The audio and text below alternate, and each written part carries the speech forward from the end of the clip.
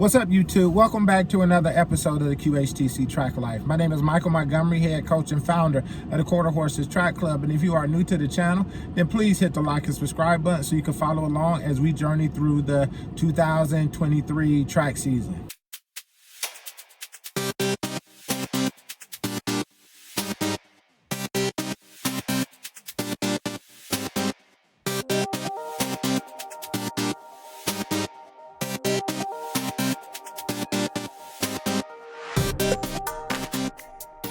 So in the last episode, I talked about how we were still in general prep and how the focus was quality over quantity. It's always a focus for the track club, but this year I'm putting a special emphasis on making sure that, at least in training, the athletes do everything at a very high level from a practice standpoint. I know it sounds cliche, but you do perform how you practice. So if you practice poorly, then you're going to essentially run poorly. This episode, we are still in general prep. The good thing about it is we're starting to transition out of general prep, which is good. Our next transition, or our next phase, is technique and efficiency. Some coaches may refer to it as speed training or speed work. I really don't believe in the general concept of speed work. Initially, when I first started coaching, I did, but over time, we're always trying to get faster. We're always trying to get, regardless, depending on the event, there is always a component of speed work that is kind of consistently existing through all training. So if you say we're doing speed work, you're pretty much always doing speed work, especially in our program. For the most part, we're pretty much always doing a component of speed work. And so instead of saying this is the speed work phase, it's actually the technique and efficiency phase. If you think about it, the faster, the more efficient you are, the more technically sound you are, ideally the faster you'll be. So instead of us calling it speed work, we call it just technique and efficiency. So by now the athletes have received their yearly goals. Stop the cap. Stop the cap right now. Stop the cap. We use those yearly goals. We use a tool. First, we use a tool called PORT Coach. PORT stands for Progressive Overload and Recovery Training.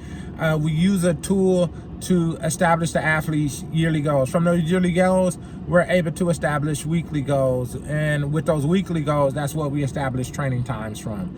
The yearly goals are help us to identify if we're on track to the athletes receiving a scholarship or running times that will earn them a scholarship at the end of their junior year. Looking at the weekly goals overall, I'm pretty confident most of the athletes can hit them. I always have an overriding concern with my high schoolers, just because when my high schoolers go away to do school track, even though I do see them once or twice a week, the training is no longer consistent. There's a break in the continuity of training. I'm sure there's some school track coaches that watch these videos, so I don't want to say it's a break in the quality of training, because it's not necessarily. A school program may have excellent quality. It is just a break in the continuity of training. And what I mean by that is we train on a certain methodology. We have our focus from a track club or from a development standpoint, we're a strength-based program. So I believe strength is synonymous with speed. Consequently, I'm always trying to get my athletes stronger. They may go to another athlete where the coach has a different training philosophy, especially at the school level. A lot of school coaches, because of how their program is structured, because they have a bunch of athletes from different training levels, a lot of times they have to default to running being their base methodology. And so what you see is some inconsistencies, or that will produce an inconsistency continuity of training, because you're going from a program that is strength-based to a program that is distance-based or running-based or endurance-based. And that break in continuity a lot of times can have a negative impact on the overall athlete's performance. So with my high schoolers, I do have some concerns. Middle schoolers on down, usually they're with me the entire time. Even if they run school track, they still have to come to our practices. So I don't see a break in continuity there. But with my high schoolers, there was always an overriding concern, as I've been doing this almost 15 years, that can possibly be an issue with the break in continuity of training. And that's pretty much it for this week. Until next time,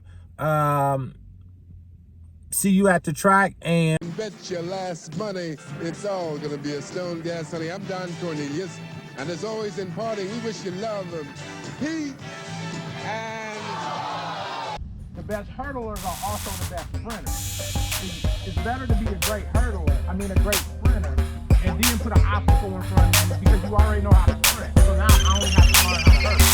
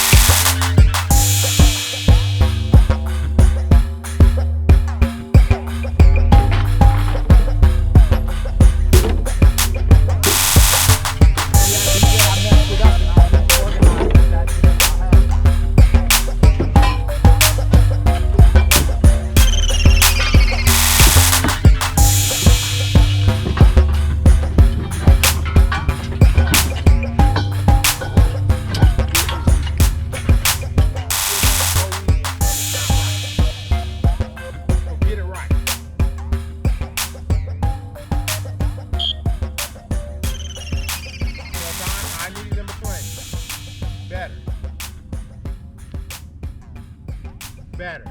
See how that works? You go through it, right? Hey, see how that works? You go through it, you get it right. We move on. All right, who's the first?